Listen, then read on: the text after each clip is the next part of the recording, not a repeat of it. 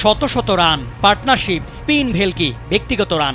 Mirpur test উপহার দিচ্ছে আদর্শিক টেস্ট ক্রিকেট আমেজের।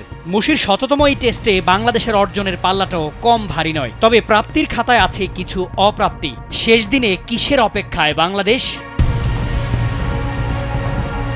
শততম টেস্টে 2 ইনিংসে সেঞ্চুরি করার গৌরব আছে শুধু রিকি পন্টিংয়ের। সেই শিখরে পৌঁছাতে পারতেন মুশিও, যদিও ইনিংস ডিক্লেয়ার করায় সেই পূর্ণতা আর পাওয়া হয়নি। আক্ষেপ আছে একাধিক সেঞ্চুরি মিসও।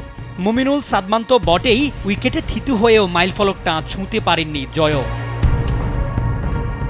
ফিল্ডিংয়েও আছে কিঞ্চিত আক্ষেপ।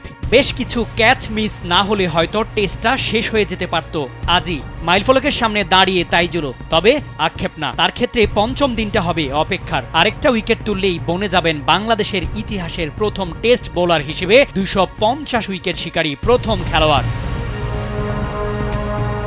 মুশি লিটনের সেঞ্চুরি, মুরাদ তাইজুলের ঘূর্ণি আর আয়ারল্যান্ডের প্রতিরোধের প্রবল চেষ্টা মিরপুর টেস্টকে দিয়েছে পাসমার্ক। হোম অফ ক্রিকেটের উইকেটের বদনামও ঘুঁচেছে। পঞ্চম দিনটাই অপেক্ষা শুধু একটা জয়ের, তাহলেই হয়তো পূর্ণতা পাবে মুশির শততম টেস্ট।